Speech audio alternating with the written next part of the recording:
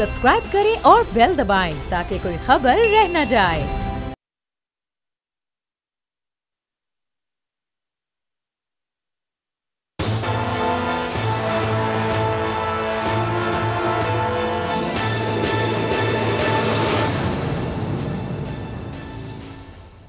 अस्सलाम वालेकुम। प्रोग्राम तज्जिया, मैं हूँ अलीना इलियास और मेरे साथ मौजूद हैं समी इब्राहिम साहब और शाह खावर साहब।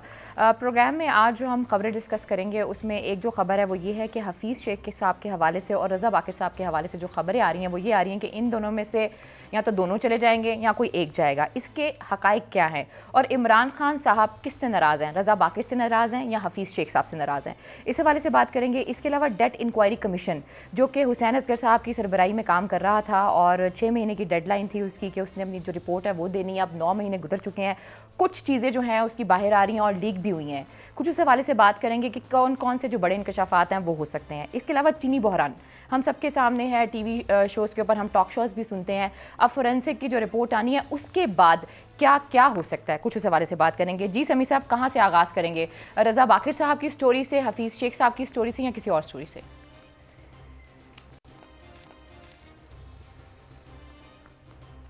देखिए, 2-3 चीज़ें चल रही हैं, बड़ी इम्पॉर्टेंट ये सिचुएशन है और इस वक्त जो कहानी है वो बिल्कुल अपने जो डिसाइसिव मोड है उस पर है और शाह खावर भी हमारे साथ हैं। वो हमें जो लीगल इस वक्त सिचुएशन है उससे वो आगाह करते रहेंगे। मेरे पास जो इत्तला है वो ये है कि प्राइम मिनिस्टर ने, इमरान खान साहब ने एक कोशिश हुई है जिसमें उनको ये कहा गया है कि आप इतना ज़्यादा वो ना सख्त हों, थोड़ा नरमी करें। तो मेरे पास जो इत्तला है वो ये है कि प्राइम मिनिस्टर ने ये कहा है कि अगर मुझे कंप्रोमाइज़ करना पड़ता है, अगर इस नंबर गेम को काबू में रखने के लिए मुझे ये करप्शन के चार्जेस ड्रॉप करने पड़ते हैं या इस इंक्वायरी को शेल्व करना पड़ता है या जो आगे हुसैन असगर साहब जो रिपोर्ट दे रहे हैं, तो प्राइम मिनिस्टर इमरान खान ने ये बात बताई है, ये कहा है कि असेंबली फिर मैं डिज़ोल्व कर दूंगा।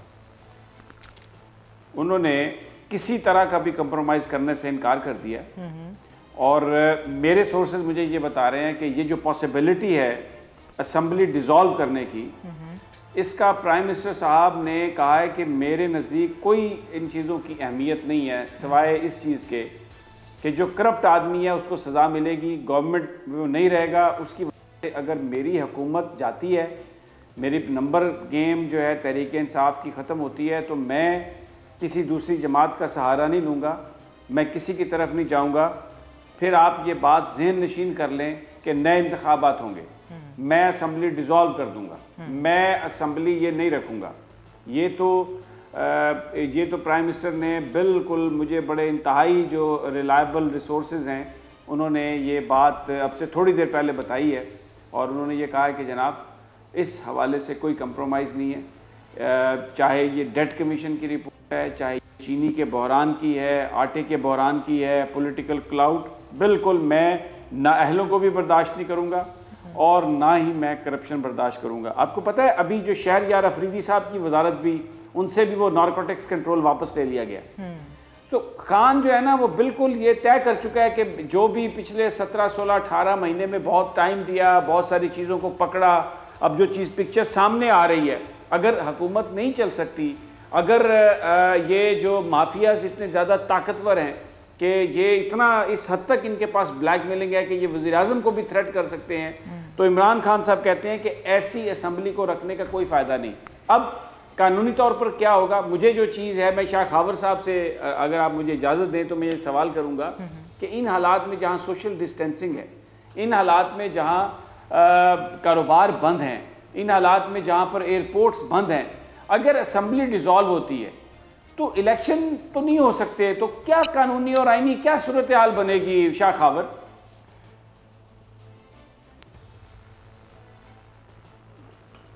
जी समी, एक तो बात आपने जैसे बताई कि वज़ीर-ए-आज़म जो है लीडर ऑफ द हाउस होते हैं और अगर वो प्रेसिडेंट को एडवाइस कर दें अपने कॉन्स्टिट्यूशनल इख्तियारात इस्तेमाल करते हुए कि मैं असम्बली डिज़ोल्व कर रहा हूँ, तो वो मेरा ख्याल में कि 24 घंटे या कुछ 38 घंटे के बाद ऑटोमेटिक अगर वो प्रेसिडेंट नहीं भी करता तो असम्बलीज डिज़ोल्व हो जाती हैं और डिज़ोल्व होने के बाद है वो केयर टेक का और फिर 60 दिन के बाद इलेक्शंस।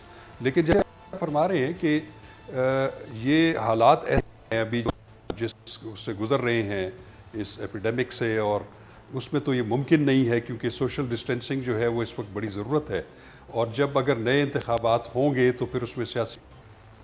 अच्छा समी साहब, इसमें एक और चीज़ भी है जो मैं पूछना चाहूँगी। आप ये कह रहे हैं कि हो सकता है कि इमरान खान साहब ये करें, लेकिन शहजाद अकबर साहब को अगर मैं सुनती हूँ वो डिफरेंट प्रोग्राम्स में आते हैं तो वो ये कहते हैं कि बेसिकली इससे जो भी चीज़ें आएंगी वो पॉलिसी के हवाले से आएंगी और ज़्यादा से ज़्यादा जो है हम वो फ़ाइन कर सकते हैं। तो आप इसके ऊपर एक मुख्तलिफ वो दे रहे हैं कि अगर ऐसा हुआ तो सैक्ड भी हो सकती है, इमरान खान साहब जा सकते हैं, मतलब वो डिज़ोल्व कर सकते हैं असम्बली को। नहीं, शहजाद अकबर देखें अलीना, शहजाद अकबर साहब इज नो बॉडी। आप थोड़ा उनको ज्यादा वेट दे रही हैं। वो तो पूरे फुल मिनिस्टर भी नहीं है और नॉन इलेक्टेड वो एडवाइजर हैं और एक खास मामलात पर वो हैं। इस वक्त सूरत हाल इससे पिक्चर बहुत बड़ी है। वो तो नेशनल सिक्योरिटी काउंसिल के मेंबर भी नहीं है वो जो शहजाद अकबर साहब। उनकी आप बिल्कुल दुरुस्त कह रही हैं वो यही कह रहे हैं कि जी उनको फाइन हो जाएगा, ये हो जाएगा, लेकिन ये खान नहीं कह रहा। इमरान खान ने अपने साथियों से, उन्होंने ये नहीं कहा कि मैं असेंबली तोड़ रहा हूँ। प्राइम मिनिस्टर ने ये नहीं कहा कि मैं असेंबली डिसॉल्व करने की इस वक्त किसी ऑप्शन पे गौर कर रहा हूँ। उस गुफ्तगू में प्राइम मिनिस्टर साहब ने अपने करीबी साथियों से ये बात कही है कि मैं कोई कंप्रोमाइज नहीं करने वाला। और ये मैं आपको बता रहा हूँ, ये जो रिपोर्ट अगली आ रही है उसमें पीपल्स पार्टी, उसमें नून लीग और तहरीक इंसाफ के बड़े बड़े लोग उसमें जा रहे हैं। 450 अरब रुपए के कर्जे हैं और वजीरों और लोगों के जाती अकाउंट्स में वो पैसे गए हैं। उन्होंने कहा यहाँ ये लोग जाएंगे, यहाँ पे आपको सैक्ड किया जाएगा। अब ये दो खबरें आई हैं और एक और सवाल है मेरा आपसे, वो ये है कि अभी जब फोरेंसिक की रिपोर्ट आ जाएगी तो उसके बाद डिफरेंट प्लेटफॉर्म है जिसमें आपका FIA है, एंटी करप्शन है और इसके अलावा नेशनल अकाउंटेबिलिटी ब्यूरो है। उसके बाद जब ये फोरेंसिक की रिपोर्ट आती है तो इसके ऊपर इन्वेस्टिगेशन होगी। इन्वेस्टिगेशन के बाद ही चीज़ें प्रूव होंगी कि हाँ इन्होंने ये चीज़ की है या नहीं की है। तो ये जो अगर वो इस तरह की बात कर भी रहे हैं तो I am just fail to understand. I think it's too early to say anything right now.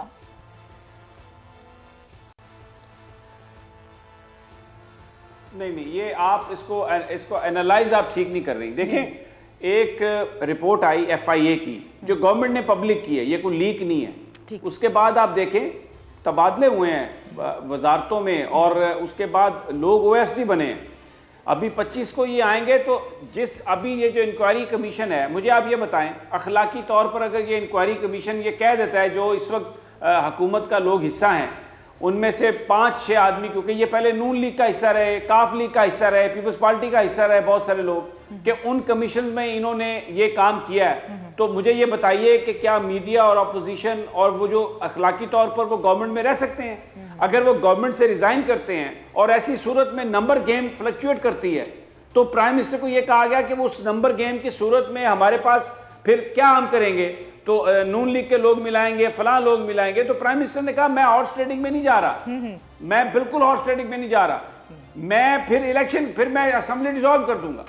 मैं इस तरह का अपना, अगर मैं ये नहीं कह रहा हूं कि ये जो जिन्होंने करप्शन की है उनके साथ हम किसी तरह की कोई रियायत नहीं करेंगे, तो फिर मैं मॉरली उसको, अपनी हुकूमत को कैसे उसको चला सकता हूं अगर मेरे पास इमदाद नंबर नहीं है और मैं दूसरों के नंबर से हुकूमत चला रहा हूं। ये मैं बात कर रहा हूं। इट इज़ नॉट टू, अखलाकी तौर पर जिसका नाम कमीशन में आ जाएगा कि जनाब इन्होंने इनके अकाउंट्स में पैसे गए हैं, 9 महीने अर्करेजी हुई है उसमें, और 23 डिपार्टमेंट्स हैं, 200 पर्सनैलिटीज पॉइंट आउट हो रही हैं अलीना, और वो बड़ी अहम शख्सियात हैं, सियासी शख्सियात भी हैं, ब्यूरोक्रेट्स भी हैं, मिनिस्टर्स रहे हैं, हर सियासी जमात से उनका ताल्लुक है। 450, आप देखें ना, मुझे बताएं नीलम जेलम प्रोजेक्ट जो है 84 अरब रुपए का प्रोजेक्ट था, 500 अरब में कंप्लीट हुआ है। ये जो पिशावर BRT है ये आप देखें 30 अरब से शुरू हुई, 75 अरब तक पहुंच गई, अभी तक कंप्लीट नहीं हुई। अब ये किसी ने तो माल बनाया ना इसमें, तो जब उनका नाम आएगा तो फिर इन्वेस्टिगेशन तक वो कैसे हुकूमत में रहेंगे, तो ये तो बड़ा सीरियस इशू है। अच्छा, शाह खावर साहब भी हमारे साथ मौजूद हैं, उनसे राब्ता दोबारा से बहाल हो गया। अच्छा शाह खावर साहब, ये जो बात कर ररे हैं सर डेट कमीशन के हवाले से, इज दिस बाइंडिंग और ये पहले वो फाइंडिंग से या शाह खावर से उसी का जवाब लेना पहले। जी प्लीज। वो जो बात कर रहे थे जहां पर राब्ता मुनक़ते हुआ था। जी खावर साहब।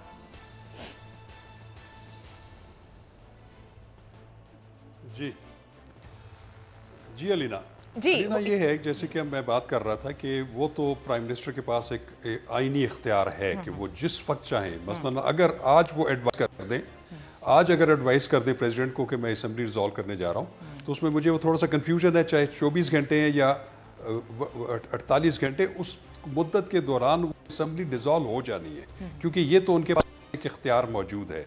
लेकिन दूसरी सूरत में एक चीज़ और भी हो सकती है कि अगर ये बात सोच रहे हैं और उसके दौरान जो है अपोजिशन या कोई और जो नेशनल असम्बली में जो अरकान हैं उनकी एक तादाद है जो उसकी जॉइंटली रिक्वेस्ट करें या एक रिक्वेजिशन अगर भेजें असम्बली में, तो वो वोट ऑफ नो कॉन्फिडेंस की एक जो है वो मूव चला सकते हैं। और जिस वक्त वोट ऑफ नो कॉन्फिडेंस की मूव चल जाए और स्पीकर के पास पहुंच जाए, तो उसके बाद जो प्राइम मिनिस्टर के पास असम्बली तोड़ने का जो इख्तियार है वो ख़त्म हो जाता है। तो अभी देखना ये है कि अभी हालात आगे क्या होते हैं। लेकिन एक बात ज़रूर है, जैसे समी इब्राहिम साहब ने कहा कि इस वक्त इमरान खान साहब जो है वो एक क्रॉस रोड पे खड़े हैं और उन्होंने अभी एक रास्ता एडॉप्ट करना है कि कौन सा रास्ता एडॉप्ट करना है। क्या उन्होंने कंप्रोमाइज़ करने हैं? अभी तक तो उनके ऊपर जो, जैसे अभी आपने दो इंतहाई अहम शख्सियात का जिक्र किया कि जिनको चेंज होने की भी ख़बरें मिल रही हैं, तो वो भी उनके ऊपर इम्पोज किए गए थे। मैं उसमें कोई, मेरी दूसरी राय नहीं है इसमें कि वो चाहे मुशीरे ख़जाना हो, चाहे वो स्टेट बैंक के गवर्नर हो, वो उनकी अपनी चॉइस नहीं थी। वो इंटरनेशनल मॉनेटरी फंड्स के लोग हैं और वो उन्हीं के मुफादात के लिए लाए गए, और इसीलिए इमरान खान साहब ने फाइनेंशियली कुछ चीज़ों पे कंप्रोमाइज़ भी किया। लेकिन अब वो, मैं समझता हूँ कि वो इस पॉइंट पे पहुँच चुके हैं कि उन्होंने एक रास्ता इख्तियार करना है कि क्या उन्होंने कंप्रोमाइज़ करके उनका जो एक बयानिया था एक करप्शन के केस और जितने माफियाज हैं उनके अगेंस्ट पॉलिटिक्स का, तो वो ख़त्म हो जाएगा। तो उनके पास, मैं समझता हूँ कि सिर्फ एक ही रास्ता बचता है कि अपनी उन्होंने अगर पोजीशन को बरकरार रखना है तो वो यही है कि वो कॉम्प्रोमाइज़ ना करें और बेशक वो अपनी गवर्नमेंट जो है उसको कुर्बान कर दें, लेकिन अगर वो अपने उसूलों पे कंप्रोमाइज़ करेंगे तो पॉलिटिकली भी उनको बहुत ज़्यादा हज़ीमत का सामना करना पड़ेगा। अब अगर वो अपनी सियासत बचा सकते हैं तो सिर्फ इस बात पे बचा सकते हैं कि वो कोई कंप्रोमाइज़ ना करें। अगर वो समझें कि उनके ख़िलाफ़ ऐसी साजिशें या ऐसी प्लानिंग तैयार हो रही है कि अगर इन हाउस कोई चेंज आने की बात है या उनके ख़िलाफ़ वोट ऑफ नो कॉन्फिडेंस आ सकता है या उनके इत्तेहादी उनका साथ छोड़ सकते हैं, तो मैं समझता हूँ कि उनके पास इससे बेहतरीन मौका कोई भी नहीं है कि वो अपना आईनी इख्तियार इस्तेमाल करें और असम्बलीज़ की डिज़ोल्व करने की जो है एक सजेशन वो प्रेसिडेंट को भेज दें। जी समी साहब। अच्छा, नहीं, मेरा सवाल अलीना, ज़रा शाह खावर साहब इजाज़त दें, ये अगर इलेक्शन नहीं हो सकते, आप असम्बली डिज़ोल्व कर दी, तो पेंडेमिक है मुल्क में और मेडिकल इमरजेंसी है, तो फिर क्या होगा? इलेक्शन तो नहीं हो सकते, फिर क्या होगा? कौन चीफ जस्टिस साहब बनेंगे? इमरान खान साहब कंटिन्यू करेंगे? प्रेसिडेंट के पास इख्तियार जाएगा? कोई काउंसिल बनेगी? फिर क्या होगा? देखिए, देखिए नहीं,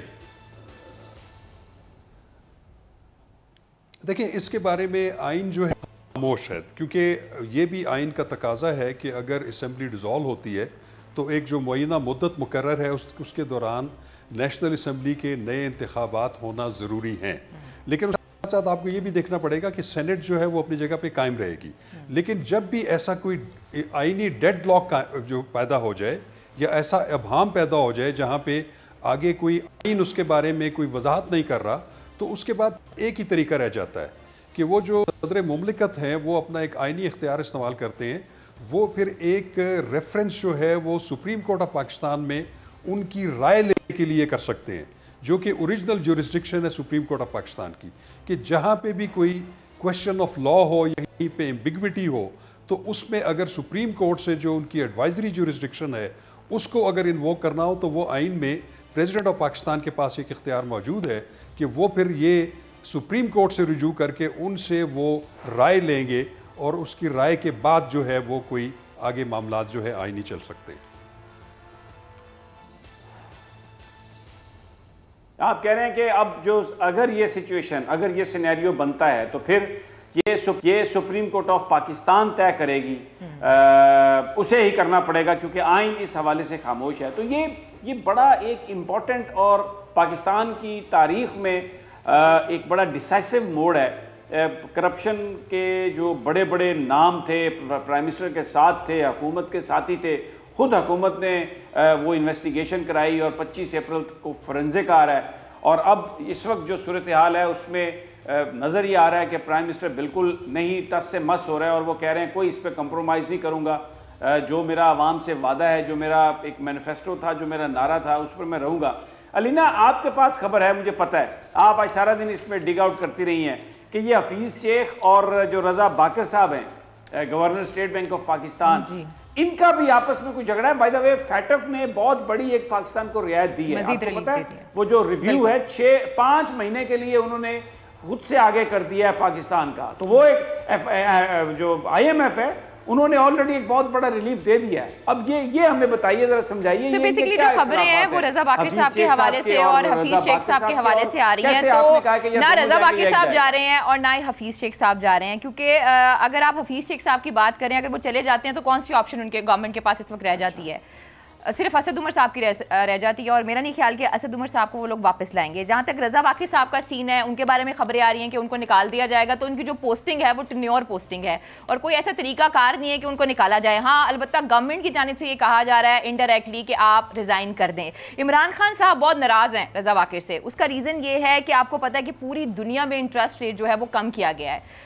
इमरान खान साहब ने उन्हें पैगाम पहुंचाया कि एक एमरजेंसी है, हेल्थ की एमरजेंसी है और आप इसमें अपना इंटरेस्ट रेट जो है वो कम करें, जो कि रजा बाकिर साहब ने नहीं किया। फिर अभी खावर साहब ने एक बात की है कि ये जो दोनों है ये रिप्रेजेंट किसी और को कर रहे हैं। यहाँ पर मैं आपको एक चीज़ बताती चलूँ, जब मैंने आज डिग आउट किया, जो रजा बाकिर साहब हैं ये असिस्टेंट रह चुके हैं हफीज़ शेख साहब के और इमरान खान साहब के करीब रजा बाकिर को करने वाले जहांगीर तरीन साहब हैं। अब आप यहाँ से अंदाज़ा लगा लें कि हमारा जो स्टेट बैंक है उसमें जो बंदा बैठा हुआ है, जो गवर्न कर रहा है, वो रिप्रेजेंट कर रहा है जहांगीर तरीन साहब को। इसके अलावा इनकी कैपेबिलिटी के हवाले से जो चीज़ें मुझे बताई गई हैं ज़राए की जानिब से, उन्होंने ये कहा है कि ये 4 से ज़्यादा बंदों को मैनेज नहीं कर सकते और यहाँ पर इन्हें स्टेट बैंक का गवर्नर लगा दिया गया है। इसके अलावा जो चीज़ बताई गई है वो ये बताई गई है कि जब IMF के हवाले से मुआहदे किए जा रहे थे तो इमरान खान साहब चाहते थे कि वो IMF के पास ना जाएं। उसकी जो सबसे बड़ी रीज़न थी समी साहब और खावर साहब, वो ये थी कि अगर ये IMF के पास चले जाते हैं तो इन्हें स्टेट बैंक को इंडिपेंडेंट करना पड़ेगा। जब आप स्टेट बैंक को इंडिपेंडेंट करते हैं तो आपकी गवर्नमेंट का जो रोल है वो बिल्कुल ख़त्म हो जाता है, यानी कि फिर आपकी गवर्नमेंट को जो डायरेक्ट करेगा वो स्टेट बैंक करेगा और आपकी जो गवर्नमेंट है वो डिपेंड करेगी क्या नाम है, बैंक्स के ऊपर और स्टेट बैंक के ऊपर, और जो सॉवरेनिटी वाला कॉन्सेप्ट है वो ख़त्म हो जाएगा। इसके अलावा जो सबसे इंपॉर्टेंट चीज़ ये है इंटरेस्ट रेट के हवाले से समी साहब मैं दोबारा कहना चाहूँगी कि पिछले दिनों 2 दफ़ा इमरान खान साहब ने पैगाम पहुँचा, तो ये वो चीज़ें हैं जो सामने आ रही हैं और ये जाने वाला इन दोनों में से कोई भी नहीं है फिलहाल।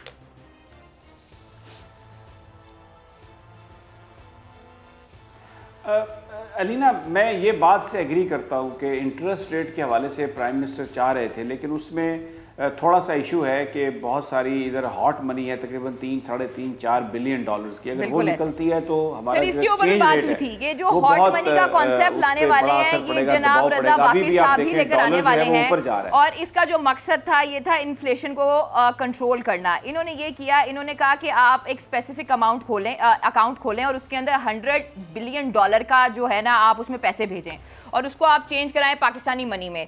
फिर 3 महीने तक अगर आप वो पैसे रखते हैं तो उसमें आपको इंटरेस्ट रेट कितना बढ़ेगा, 13 कुछ फीसद। अब हुआ ये है कि एक एमरजेंसी की सिचुएशन हुई है, जो इन्होंने ये पॉलिसी बनाई है उसका आउटकम मैं आपको बता रही हूँ।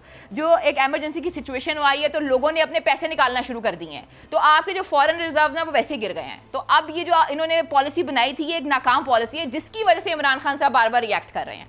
जी, ओवर टू यू।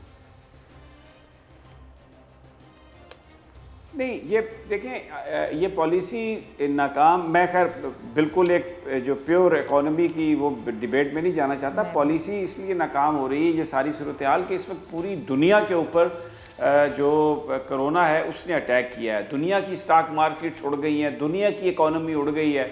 उसमें वो जो सारे आपने जो स्टेबिलिटी अचीव की थी, वो जो कुछ भी आपने किया था वो सारा बिल्कुल ऐसे हुआ है कि जैसे आपने एक पूरा कभी घर बना रहे थे और तूफान आया और वो घर उसमें बिल्कुल बर्बाद हो गया। तो वो एक डिबेट, वो बिल्कुल अभी जो आपने बात कही है वो सही है, लेकिन इसमें बहुत सारे दूसरे फैक्टर्स हैं जिसकी वजह से ये मामला जो है ना वो अपने हाथ से निकल गए। शाह खावर, मैं थोड़ा सा मुझे ये बताइए, मैं उसी बात पर आना चाहता हूँ क्योंकि ये जो गवर्नमेंट है ये रहती है नहीं रहती, इन हालात में अगर अपोजिशन नो कॉन्फिडेंस भी कर देती है तो उसके बाद तो कोई भी हमें ऐसा कंसेंसस नहीं नज़र आता किसी पर कि जिसको आप वज़ीर आज़म बना सकें।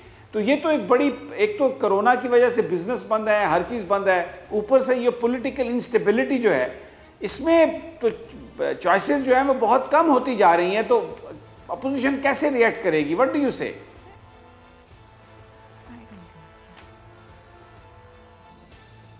सभी बात यह है कि एक चीज़ तो हमें नज़र आ रही है, जैसे आपने भी अभी इसकी निशानदही की कि अभी जो उसकी फोरेंसिक जो इन्वेस्टिगेशन होने जा रही है और उसकी रिपोर्ट 25 को आ रही है, उसके बाद मैं समझता हूँ कि मामला बहुत ज़्यादा आगे चले जाएंगे। बहुत ज़्यादा लोगों को जो है अकाउंटेबल ठहराया जाएगा, उनके खिलाफ एक जो है एक बाकायदा एक कार्रवाई चलेगी, तो उससे बहुत सारे लोग नाराज़ हो जाएंगे। उसमें जो पाकिस्तान तहरीक इंसाफ के जो इत्तेहादी हैं, ख़ास तौर पे पंजाब में जिनकी वजह से गवर्नमेंट कायम है, और फेडरल में भी, तो अगर वो अपने जो तादाद है उसको खींच लेते हैं तो फिर ऑटोमेटिकली वो मेजॉरिटी जो है वो तो फिर कमांड नहीं करेंगे उसमें। तो उस सूरत में तो फिर जाहिर है कि अगर ऐसी सूरत हाल पैदा होती है तो इस वक्त आपने देखा है कि अपोजिशन भी बड़ी सरगर्म है। मियाँ शहबाज शरीफ साहब जो हैं वो भी बड़े एक्टिव हो चुके हैं, बाकी सियासी जो पॉलिटिकल अपोजिशन के जो पॉलिटिशियंस हैं उनके भी आपस में राब्ते हो रहे हैं। तो मैं ये एक्सपेक्ट कर रहा हूँ कि कुछ दिनों में शायद कोई अपोजिशन की ऑल पार्टीज कॉन्फ्रेंस या इस तरह की कुछ सूरत हाल नज़र आए, और मैं समझता हूँ कि ये दरपर्दा जो है वो बहुत सारी चीज़ें कुक अप हो रही हैं। तो ये जो भी मूव होगी, अगर वो वोट ऑफ नो कॉन्फिडेंस भी आएगा तो उससे पहले वो अंदरूनी खाना जो है बहुत सारी चीज़ें उस पर कंसेंसस डेवलप हो चुका होगा। तो मैं समझता हूँ कि ये एक ऐसी सूरत हाल है, और जैसे कि खान साहब ने, इमरान खान साहब ने जो बड़ी ड्रास्टिक चेंजेस की हैं उसके अंदर, अपनी कैबिनेट के अंदर, और आइंदा और भी हमें लगता है कि होने जा रही हैं, तो उससे तो यकीनन वो उनके इत्तेहादी या उनके जो दोस्त जो कि उनके इन इक़दामात से खुश नहीं होंगे, उनका तो फिर रिएक्शन सामने आएगा, जिसको सामने रखते हुए शायद वो इस बात पे अपने जो बहुत ही करीबी दोस्त हैं उनसे ये मशवरा कर रहे हैं कि या मैं अपनी हुकूमत बचा लूँ या अपनी सियासत बचा लूँ। तो मैं समझता हूँ कि हुकूमतें तो आनी जाने वाली चीज़ होती हैं, अगर वो इसके ऊपर खड़े हो जाते हैं उसूलों के ऊपर, तो वो अपनी पॉलिटिक्स जो है वो कम से कम ज़रूर बचा लेंगे।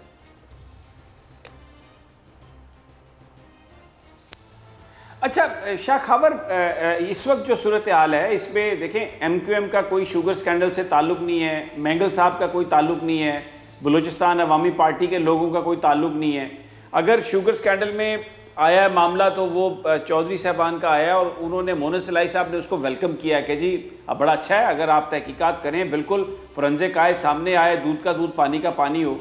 उनमें से उन्होंने उसको कोई थ्रेटनिंग उसमें नहीं की। तो जहांगीर तरीन साहब जो हैं ये बेसिकली तहरीक इंसाफ के हैं, और इनकी एक अपना क्लाउड है उसके अंदर। तो इस वक्त बज़ाहिर अभी किसी इत्तेहादी ने तो इमरान खान साहब से दूरी इख्तियार नहीं की। ये जो बयानबाजी हो रही है, ये जो जहांगीर तरीन साहब से की तरफ से हुई है, आप समझते हैं कि कुछ तहरीक इंसाफ के लोग जहांगीर तरीन की वजह से तहरीक इमरान खान साहब से अलहदा हो सकते हैं और उनके खिलाफ जा सकते हैं?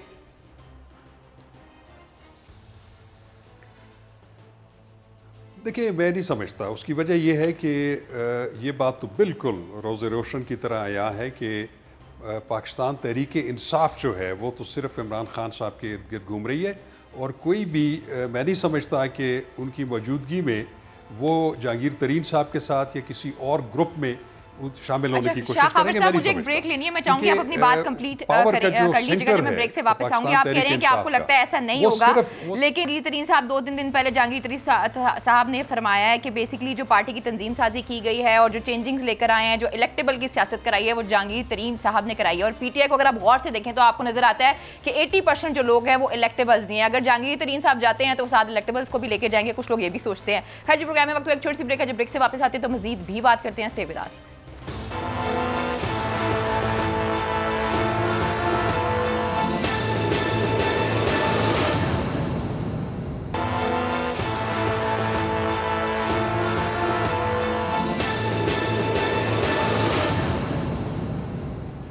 वेलकम बैक नाज़रीन, तो फिर आपको खुशामदीद कहते हैं जी। शाह खावर साहब, मेरा आपसे सवाल था और सवाल ये था, और आप अपनी बात भी कंप्लीट कीजिएगा, कि जहांगीर तरीन साहब तो ये कहते हैं कि इलेक्टेबल की सियासत मैंने करवाई है खान साहब को, और अब अगर 80% आप देखें तो सारे के सारे इलेक्टेबल्स हैं, यानी कि जहांगीर तरीन साहब गए तो बाकी सब गए, और ये मैंने आपको स्टेट बैंक का बताया ही है कि रजा बाकिर तक जहांगीर तरीन का बंदा है सर।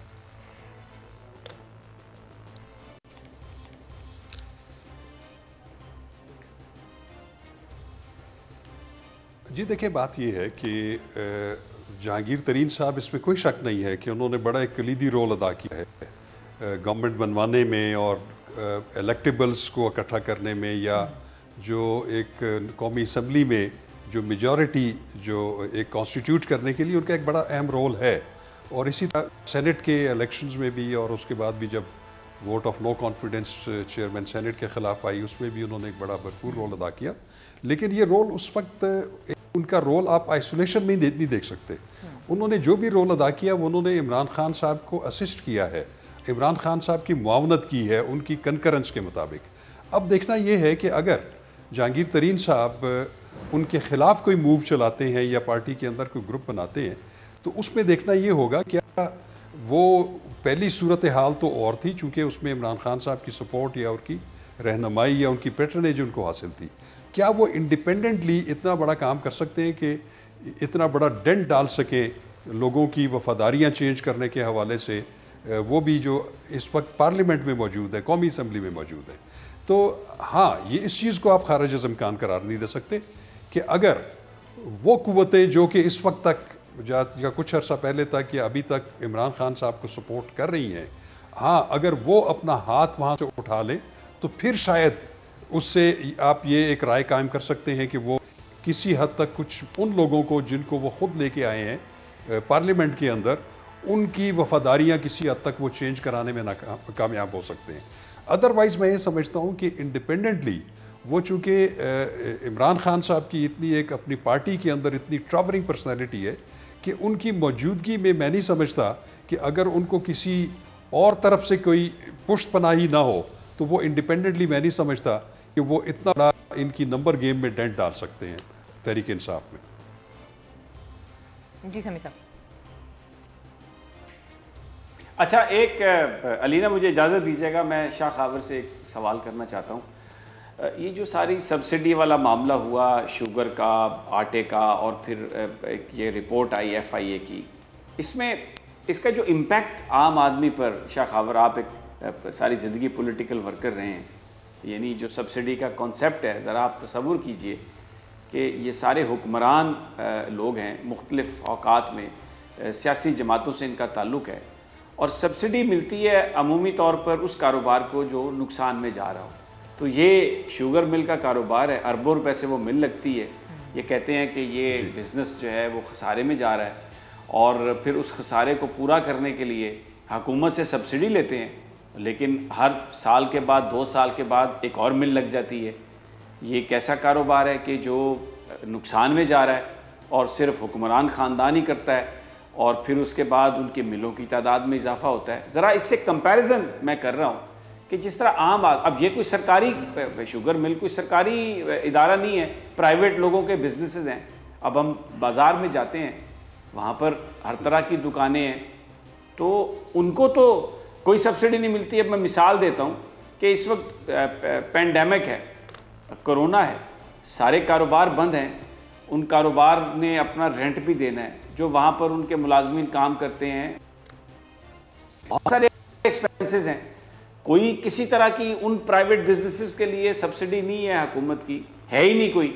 लेकिन ये इसलिए सिर्फ सब्सिडी इनको मिली और ये शर्म महसूस नहीं करते। यानी शाहिद खाकान अब्बासी जो इस वक्त एक बहुत बड़े तुरम खान बने हुए हैं, माचे बने हुए हैं, 17 अरब रुपए एक झटके में उन्होंने दे दी सब्सिडी। उससे पहले पीपल्स पार्टी देती रही, और वो कहते हैं कि जी हर साल ये तो मिलती है सब्सिडी। तो इससे ये जो लोग फिर ये धर्स देते हैं कि जमहूरियत ही एक आखिरी हमारा रास्ता है इस पाकिस्तान की तरक्की का।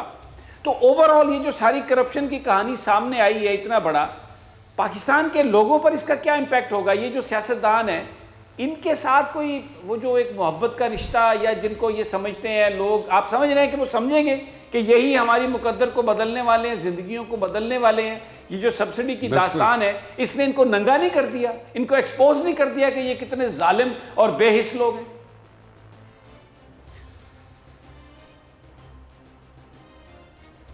देखिए बात ये है समी, ये इसके पीछे एक बहुत बड़ा बैकग्राउंड है। देखिए आपने अभी जैसे जिक्र किया कि जितनी भी शुगर इंडस्ट्रीज़ हैं और जिन जिन लोगों की शुगर इंडस्ट्रीज़ हैं, ये हर दौर में गवर्नमेंट का हिस्सा रहे हैं। और मैं आपको एक बात बताऊं कि मुफादात का जो है वो कबीला अलग नहीं होता। मुफादात या उसको आप करप्शन कह लें या माली मुफाहमत कह लें, वो जो लोग वो हासिल कर रहे होते हैं और वो जो एक ग्रुप होता है जो कि इस्तेसाल कर रहे होते हैं, उनकी आपस में बज़ाहिर तो पॉलिटिकल या सियासी मुखालफतें तो हो सकती हैं, लेकिन वहाँ पे जहाँ पे उनके बिज़नेस या कमाई का जहाँ पे मुफाद होता है वहाँ पे वो एक होते हैं। अब जैसे आपने जिक्र किया, जैसे कि शाहिद खाकान अब्बासी साहब ने 17 अरब रुपए की सब्सिडी दी और उन्होंने कल एक बड़ी भरपूर उसकी जस्टिफिकेशन भी पेश की कि क्यों सब्सिडी दी जाती है। तो सवाल फिर वो आपका उठता है, तो क्या ये सब्सिडी जो है ये सिर्फ शुगर इंडस्ट्री के लिए क्यों नहीं? ये सब्सिडी जो है ये तो एक्सपोर्ट के ऊपर, आप कोई भी एक्सपोर्ट करते हैं और जिससे फॉरेन एक्सचेंज आपको आता है, रेवेन्यू आता है, तो वो आप इंडस्ट्रियल सिटीज़ जो हैं, सियालकोट है, गुजरांवाला है, गुजरात है, उनके जो हमारे एक्सपोर्टर्स हैं जो कि इतना ज़्यादा रेवेन्यू जनरेट करते हैं, उनकी सब्सिडी तो वो तो रो रहे होते हैं कि जो उनकी जायज़ सब्सिडी है वो तो उनको मिल नहीं रही होती। लेकिन इस सूरत में आपने देखा कि पंजाब गवर्नमेंट जब मैं समझता हूँ कि ईसीसी ने भी, जब फेडरल गवर्नमेंट ने इस शुगर के बहरान के बारे में या उस वक्त जो है सब्सिडी देने से इनकार किया, तो वो सब्सिडी मैनिपुलेट कर दी गई प्रोविंस की तरफ से। लेकिन सब्सिडी वो मिली सबको, उन लोगों को अगर आप उनको देखें कि जिन जिन को सब्सिडी मिली है वो पॉलिटिकली आपस में एक दूसरे से अलग हैं। वो आपस में अगर आप देखा जाए तो वो उनकी टोटल वेरिएंट सिचुएशन है। लेकिन सब्सिडी के मामले में चाहे वो PMLN की गवर्नमेंट हो, चाहे वो पीपल्स पार्टी की गवर्नमेंट हो, चाहे वो मौजूदा प्रोविंशियल गवर्नमेंट है, उन्होंने सब्सिडी जो दी है वो उन तमाम लोगों को दी है जो कि बज़ाहिर पॉलिटिकली एक दूसरे से मुखालफ हैं, लेकिन मुफादात उनके जो शुगर के हवाले से है या उन्होंने जो एक कार्टेल बनाया हुआ है, एक ग्रुप बनाया हुआ है, एक शुगर माफिया बनाया हुआ है, उसकी हद तक वो एक हैं। और मैं आपको ये भी बताऊँगा कि कल को जब ये तमाम लोगों के बारे में बात आएगी, जैसे कि इसमें ये जो वाजिद ज़िया रिपोर्ट है उसमें इसका बात का भी जिक्र है कि पिछले 4 सालों में जो था वो PMLN की गवर्नमेंट ने शायद 22 अरब या उससे भी ज़्यादा की सब्सिडी शुगर में दी है, तो उसकी भी जस्टिफिकेशन सब लोग देना शुरू कर देंगे। तो बात ये है कि जो शुगर है ये एक बहुत बड़ा माफिया है, ये एक ऐसा कारोबार है जिसमें मेजॉरिटी हमारे तमाम पॉलिटिशियंस जो गवर्नमेंट में हैं या गवर्नमेंट में आने के लिए एस्पायर कर रहे हैं, उनके लिए इससे बड़ा प्रॉफिटेबल यहाँ पर मुझे इजाजत दें फिर एक बात, 2 रुपए भी अगर मुझे एक बात कहने की इजाजत दें, तो वहां पे लाखों टन। और मैं कहना ये चाह रहा हूं, मैं कहना ये चाह रहा हूं, आप सवाल कर लीजिएगा, लेकिन प्रोग्राम में ना ब्रेक का वक्त हुआ है और ब्रेक पे जाने से पहले मेरे भी हैं। एक तो ये है कि खबरें इस हवाले से भी आ रही हैं, जो एक्सपोर्ट की इजाज़त दी गई है वो वज़ीर-ए-आज़म पाकिस्तान की तरफ से दी गई है। फिर उसके बाद अगर हम पंजाब की हुकूमत और उस्मान बुज़दार साहब की बात करें तो मेरे ख्याल में वो एक चमचा भी वज़ीर-ए-आज़म के कहने के अलावा नहीं हिलाते। अगर वो कहते हैं कि भाई ये कप आप इधर रख दें तो वो तभी इस कप को इधर रखते हैं। तो कुछ इस हवाले से भी बात करेंगे, लेकिन प्रोग्राम में वक्त तो एक छोटी सी ब्रेक का, जब ब्रेक से वापस आते हैं इस पर बात करते हैं। Stay with us.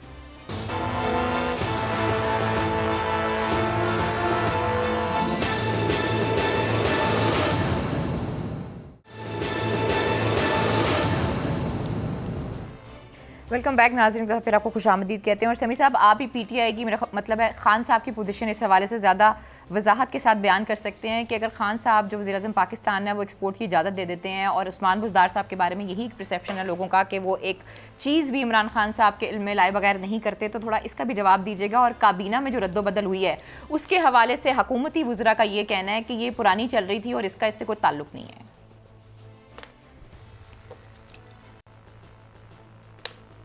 देखें, बात ये आई है, आप बिल्कुल दुरुस्त फरमा रही हैं। ये तो फिरदौस आशिक अवान साहबा ने ये बात कही है कि प्राइम मिनिस्टर ने कहा कि वो तमाम जो फैसले एज ए कमेटियोज़ के होते हैं एज ए प्राइम मिनिस्टर वो उनकी रिस्पॉन्सिबिलिटी लेते हैं। ये मामला ये नहीं है, मामला ये है कि ये जो FIA है उसने ये अनर्थ किया है, ये एक्सपोज किया है कि आपके जो हाईएस्ट फोरम्स हैं वहाँ पर इंटरेस्ट ग्रुप इस तरीके से हावी हैं, उनमें जो पॉलिटिशियंस हैं उनका जो नेक्सस है ब्यूरोक्रेट के साथ, उनका जो नेक्सस है दूसरे महकमों के अफसरान के ख़िलाफ़, जो पॉलिसीज़ बनाई जाती हैं वो उस डाटे की वजह की बुनियाद पर बनाई जाती हैं, उन फैक्ट्स एंड फिगर्स की बुनियाद पर जो उन फोरम्स में पेश किया जाता है, वो इतना फज्ड है, वो इतना ये मामला फ्रॉड में इतना ज़्यादा इसमें है कि ये एक इलीगल चीज़ को लीगल करके उसको करते हैं। दैट इज़ द रीज़न कि उसके फोरेंसिक का इंतज़ार है। दैट इज़ द रीज़न कि प्राइम मिनिस्टर ने कहा है, उन्होंने तो ये बात कही नहीं। भाई जब आप एक हुकूमत का एक ऑर्गन है जो ये बताता है कि किसी क्रॉप की क्या इस वक्त होगी, बम्पर होगी, कम होगी, एक्सपोर्ट की ज़रूरत होगी, इंपोर्ट की ज़रूरत होगी, वो आपके हाईएस्ट फोरम में आता है, ईसीसी में आता है, आपकी काबीना में आता है और उस पर आप डिसीजन लेते हैं। लेकिन वो सब माल आपस में मेल जोल करके सब फर्ज करके भेजा जाता है, इसकी इन्वेस्टिगेशन होनी है। मैं यही शाह खावर से पूछना चाह रहा था कि Shah Khawar, don't you think कि ये जो सारा सिस्टम अगर बेनकाब हो रहा है, तो जिस तरह ये लोन कमीशन बना है और ये धमाका हुसैन असगर साहब करने जा रहे हैं अगले 5-6 दिनों में, तो ये तो चीनी के भी जो सारी सब्सिडीज़ मिली हैं पिछले कई अदवार से, जो 20 सालों से चली आ रही हैं, और जो बहुत सारे दूसरी जो सेक्टर्स में जो फैसले हुए हैं, ये तो एक भरपूर इन्वेस्टिगेशन की ज़रूरत है, क्योंकि ये मुल्क गरीब है में तो नहीं हुआ, ये तो सामने आ गया। यही तो मैंने बात कही थी, पूछा था आपसे कि लोग क्या सोचेंगे अपने कायदीन के बारे में। इन सियासी जमातों का कोई अवाम के ऊपर एतमाद रहेगा, कोई भरोसा रहेगा, जिसको हम कहते हैं कि ये जी हमारी बस आखिरी एक यही है, हमें तरक्की की तरफ ले जा सकते हैं।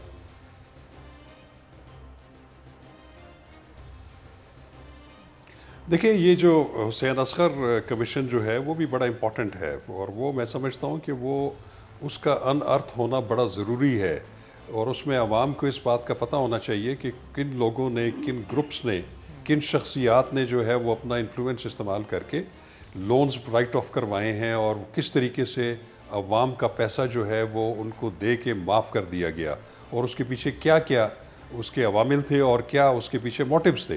तो बात वही है कि ये तमाम चीज़ें बड़ी तेज़ी से आगे बढ़ रही हैं, और ये भी अगर हुसैन असगर रिपोर्ट भी सामने आ जाए तो वो भी मैं समझता हूँ कि एक बहुत बड़ा धमाका होगा, और एक ऐसी चीज़ों के ऊपर से पर्दा उठेगा जो कि पर्दा बड़े डेकेड से, बड़ी दहाइयों से जो है वो उनके नाम सीगा राज में रखे गए हैं, और उनके नाम कभी भी सामने नहीं आए। तो जब वो आवाम के सामने तमाम चीज़ें आएंगी तो उसमें बहुत सारे लोगों के असली चेहरे जो हैं वो बिल्कुल बेनकाब होंगे, और ये मैं समझता हूँ कि आवाम का हक है, उनको पता होना चाहिए कि किन लोगों ने, किन पॉलिटिशियंस ने, किन बिजनेसमैन ने, किन इन्फ्लुएंस लोगों ने अपने मुफादात के लिए या अपनी सियासी मुफादात हासिल करने के लिए और सियासी वफादारियाँ जो किसी के साथ बरकरार रखने के लिए या उससे हटाने के लिए किस तरीके से उन्होंने रियासती इदारों से या फाइनेंशियल इंस्टीट्यूशन से कर्जे लिए और उनको माफ़ करवाया। मैं समझता हूँ कि ये बहुत बड़ा जुर्म है। अच्छा, फिर शाह खावर, फिर मेरा आपसे सवाल ये है कि जिसको फिर बुनियादी तौर पर यही वजह थी कि 18th अमेंडमेंट में ये तय कर दिया गया कि अगर वज़ीर आज़म के खिलाफ नो कॉन्फिडेंस में किसी MNA ने वोट दिया तो उसकी मेंबरशिप कैंसिल हो जाएगी, और पॉलिसी पर जो इख्तलाफ नहीं कर सकते। तो ये इसीलिए फिर अपनी जो ये करप्शन है, अपनी ये जो सारे फ़ज़ाइल हैं, अपने लिए इसको सिर्फ रखने के लिए सब कुछ ये किया गया था।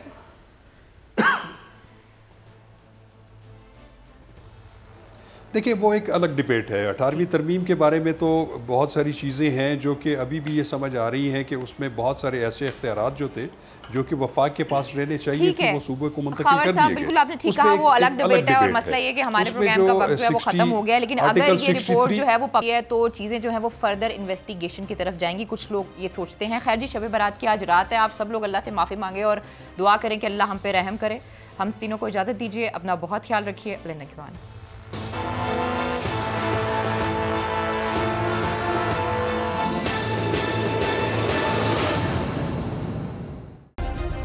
सब्सक्राइब करें और बेल दबाएं ताकि कोई खबर रह न जाए।